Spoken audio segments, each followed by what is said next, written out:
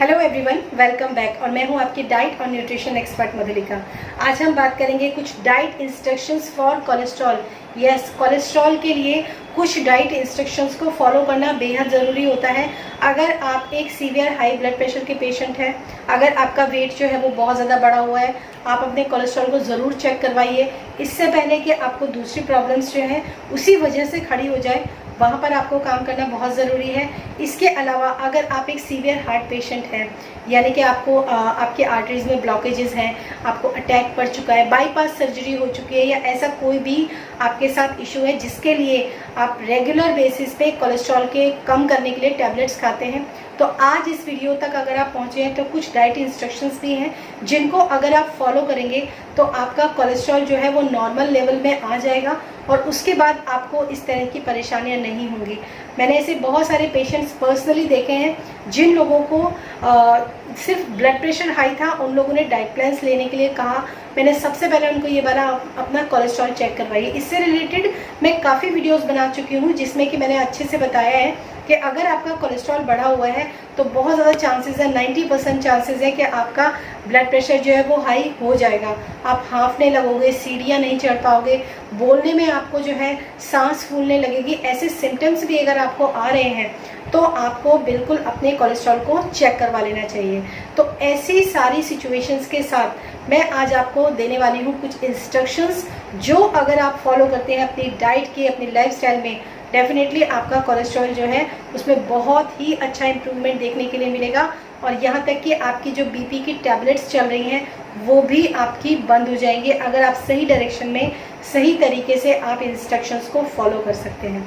तो चलिए शुरू करते हैं इन इंस्ट्रक्शंस को। सबसे पहले हम बात करेंगे अपनी डाइट में ऐड होने वाले प्रोटीन्स के बारे में। प्रोटीन हमारी डाइट का एक बहुत ही एसेंशियल पार्ट है और हमें अपनी डाइट में प्रोटीन ज़रूर लेना चाहिए। अब यहाँ पर मैं एक चीज़ और आपको बोलूँगी, अगर आप एक ओबेस पर्सन है, अगर आपका बहुत ज़्यादा वेट बढ़ा हुआ है, तो आपने देखा होगा आप जिम जाते हैं, समटाइम्स इंस्ट्रक्टर जो होते हैं वो आपको वे प्रोटीन और इस तरह की प्रोटीन्स के जो शेक होते हैं ना, वो प्रिस्क्राइब करते हैं कि आप ये ले लीजिए क्योंकि आप वर्कआउट कर रहे हैं, तो आप इस तरह के प्रोटीन शेक्स जो हैं वो ले लीजिए। और इससे क्या होगा, प्रोटीन लेंगे तो आपकी मसल बनेंगी और ऐसी जो मतलब बातें होती हैं वो अक्सर इंस्ट्रक्टर करते हैं। तो आप वहाँ पर क्या करेंगे, वही गलती करेंगे कि आप कोई भी वे प्रोटीन या कोई भी ऐसा प्रोटीन का जो डब्बा होता है ना बड़ा वाला, वो आप ले लेते हैं और डेली उसको लेना शुरू करते हैं। लेकिन अगर आपका कोलेस्ट्रॉल बढ़ा हुआ है तो यहाँ पर मैं आपको बोल दूँ कि अगर जो भी आप प्रोटीन ले रहे हो, पहली बात तो मैं कहूँगी कि प्रोटीन हमेशा खाने से ही लेना चाहिए, फूड से लेना चाहिए। सप्लीमेंट की अगर बहुत ज़्यादा ज़रूरत है तभी लेना चाहिए, अदरवाइज जो प्रोटीन होना चाहिए वो हमेशा प्लांट बेस्ड ही होना चाहिए। आपका प्रोटीन जो है वो एनिमल बेस्ड नहीं होना चाहिए अगर आपका कोलेस्ट्रॉल बढ़ा हुआ है। कौन कौन से फूड आइटम्स हो सकते हैं, आपका टोफू हो सकता है। पनीर जो होता है वो वेजिटेरियन नहीं होता है, वो हमें एनिमल से मिलता है, तो टोफू जो होता है वो सोयाबीन से मिलता है, तो ये प्रोटीन आप ऐड कर सकते हैं अगर आप एक थायराइड पेशेंट नहीं है तो। इसके अलावा एमरंथ, जिसको हम रामदाना यानी चौलाई बोलते हैं, जिसके व्रत में लड्डू खाए जाते हैं, गोल गोल वाइट कलर के सीड्स होते हैं, तो उसको आप अपनी डाइट के अंदर ऐड करेंगे क्योंकि एमरंथ जो होता है वो अच्छा प्रोटीन सोर्स होता है, तो उसको भी अगर आप ऐड करते हैं तो भी आपको बहुत अच्छे रिजल्ट्स देखने के लिए मिलते हैं। एंड थर्ड, किनोआ, हालांकि हमारे इंडिया का नहीं है लेकिन किनोआ भी वेजिटेरियन सोर्स है और बहुत अच्छा सोर्स है, ये हमें जो कि हमें प्रोटीन्स देता है। इसके अलावा हमारे नट्स एंड सीड्स होते हैं, हमारे पल्सेस होते हैं, लेग्यूम्स होते हैं, होल ग्रेन्स होते हैं, ऐसी बहुत सारी चीज़ें होती हैं जो हम अपनी डाइट के अंदर ऐड कर सकते हैं और उससे हमें अच्छे रिजल्ट्स देखने के लिए मिलते हैं। तो पहली इंस्ट्रक्शन है कि जब भी आप प्रोटीन यूज़ करते हैं अपनी डाइट के अंदर, वो हमेशा प्लांट बेस्ड होना चाहिए अगर आप एक कोलेस्ट्रॉल पेशेंट हैं। सेकेंड थिंग, अगर आप कोई भी कुकिंग कर रहे हो तो कुकिंग ऑयल में, यानी कि ऑयल जो भी आप तड़का लगाते हो, वो ऑयल हमेशा ही आपका प्लांट बेस्ड होना चाहिए। जैसे कि मस्टर्ड ऑयल अच्छा होता है। हालांकि कोलेस्ट्रॉल के जितने भी पेशेंट होते हैं वो सीवियरिटी पे डिपेंड करते हैं कि आप कितने सीवियर पेशेंट हैं, आपका कोलेस्ट्रॉल किस रेंज का है। जैसे जब भी पर्सनलाइज्ड डाइट प्लान्स लेते हैं हम लोग, या मैं देती हूँ, तो ये देखना बहुत ज़रूरी है कि आपका जो कोलेस्ट्रॉल है ना वो लोअर रेंज पर हाई है, मिडिल रेंज पर हाई है, या फिर बहुत ही ज़्यादा हाई है। इसी चीज़ों से डिपेंड करता है कि आपकी डाइट के अंदर फैट जो है वो ऐड करना भी है कि नहीं, कौन सा फैट जो है वो यूज़ करना है। हालांकि मैं इस वीडियो में आपको थोड़ा सा ज़रूर एक्सप्लेन करूँगी ताकि आप इस चीज़ को फॉलो कर सको।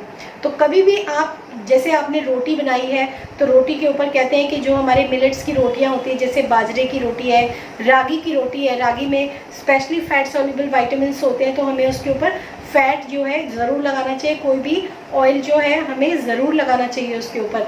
लेकिन यहाँ पर उसके लिए हमें देसी घी यूज़ नहीं करना है। देसी घी किससे आता है? एनिमल से आता है। तो हमें क्या यूज़ करना है? ऑलिव ऑयल यूज़ कर सकते हैं, कोकोनट ऑयल यूज़ कर सकते हैं, फ्लैक्सीड ऑयल यूज़ कर सकते हैं, या जो भी आपको ऐसा ऑयल मिलता है जो कि प्लांट से आ रहा है वो आप यूज़ कर सकते हैं। और जो बहुत ज़्यादा सीवियर कोलेस्ट्रॉल पेशेंट होते हैं या फिर जिनका वेट बहुत ज़्यादा बढ़ा हुआ है और वो अपने वेट को रिड्यूस करना चाहते हैं, ऑलिव ऑयल बेस्ट होता है। वैसे कोलेस्ट्रॉल की बात अगर मैं करूं तो उनके लिए फ्लैक्सीड्स रामबाण होता है। फ्लैक्सीड को अपनी डाइट के अंदर इंक्लूड करना बहुत अच्छा होता है। कोई भी फ्लावर की रोटी आप बना रहे हो, पराठा आप बना रहे हो, स्टफ्ड बना रहे हो, कुछ भी कर रहे हो, फ्लैक्स सीड्स को ज़रूर उस फ्लावर के अंदर ऐड कीजिए। फ्लैक्स सीड को रोस्ट कीजिए, उसको ग्राइंड कीजिए और अपने आटे में डालिए। फिर देखिए आपका कोलेस्ट्रॉल जो है वो आपको बहुत अच्छे रिजल्ट्स देगा।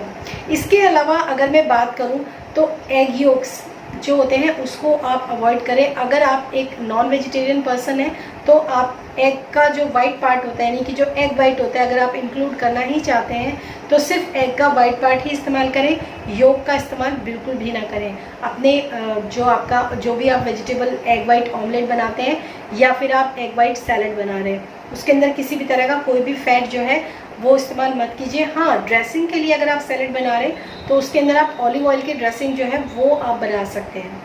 इसके अलावा जब नॉन वेजिटेरियन की बात ही मैं कर रही हूँ तो मैं आपको बता देती हूँ, कुछ लोग जो होते हैं नॉन वेजिटेरियन होते हैं और ऐसा उन्होंने सुना होता है कि अगर आप बहुत ज़्यादा ओवरवेट है, आप कीटो डाइट कर लेते हैं तो आपका वेट जो है वो कम हो जाता है, कम भी हो जाता है कीटो डाइट करने से, जिसमें कि आपका चिकन आता है, आपका मीट वगैरह, मतलब चिकन और इस तरह की चीज़ें जो प्रोटीन में हाई होती हैं वो इंक्लूड करते हैं।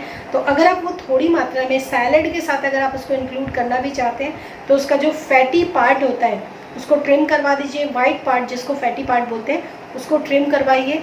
बहुत सारी वेजिटेबल्स के साथ उसका सैलड आप बहुत कम क्वांटिटी में बना के खा सकते हैं। इसके अलावा जो नेक्स्ट जो आपके लिए मैं बोलूँगी उसके लिए बहुत अच्छा है कि कोई भी चीज़ अगर आप ले रहे हो तो जितना ज़्यादा आप अपनी डाइट के अंदर रॉ फूड ऐड करते हैं, रॉ वेजिटेबल्स हो गए या फ्रूट्स हो गए या फिर ड्राई रोस्ट जैसे मखाना वगैरह हम खाते हैं, और आजकल तो एयर फ्रायर काफ़ी अच्छा पॉपुलर है, तो आपका कुछ भी ऐसा खाने का मन करता है, कुछ फ्राइंग खाने का मन करता है तो आप उसके ऊपर ऑलिव ऑयल लगाकर कुछ कटलेट्स वगैरह भी बनाते हैं तो आप एयर फ्रायर में बना सकते हैं, या फिर आप नॉन स्टिक का जो पैन होता है उसमें बहुत ही लेस ऑयल के साथ आप उसका इंटेक कर सकते हैं। इसके अलावा अगर मैं बात करूं तो आपकी डाइट के अंदर, अगर आप एक कोलेस्ट्रॉल के पेशेंट हैं तो आपकी डाइट के अंदर जो फाइबर है वो अच्छी क्वांटिटी में होना चाहिए। अब मैं वहाँ पर बात कर रही हूँ जब पर्सनलाइज डाइट प्लान्स मैं बनाती हूँ लोगों के लिए, लोग अपने कोलेस्ट्रॉल को रिड्यूस करने के लिए, बीपी को रिड्यूस करने के लिए जब भी मुझसे डाइट प्लान्स के लिए बोलते हैं कि आप बना दीजिए, तो उसके लिए मैं उन लोगों के जो कंटेंट जो उनका डाइट प्लान होता है उसके अंदर क्या क्या चीज़ें ऐड करती हूँ वो मैं आपको भी बताऊँगी। सबसे पहले हाई फाइबर चीज़ें जितनी भी होती हैं वो आपको उनकी डाइट के अंदर, उनका बेस जो है वो हाई फाइबर होना चाहिए। उसके अलावा जो है फैट जो होता है वो अनसैचुरेटेड फैट ही होना चाहिए। और इसके अलावा टोफू, किनुआ और plant based protein source, vegetables, whole grains, ये सारी चीज़ें कंबाइन करके जो है वो डाइट प्लान्स बनाए जाते हैं। तो यहाँ पर बहुत सारी चीज़ें हैं जो कि मैं इस वीडियो में, बहुत लंबा वीडियो चला जाएगा, डिस्कस नहीं कर पाऊँगी, लेकिन हाँ कुछ लाइफस्टाइल मॉडिफिकेशन भी मैं आप लोगों को बताऊंगी जो मैं अपने पर्सनल पेशेंट्स को भी बताती हूँ।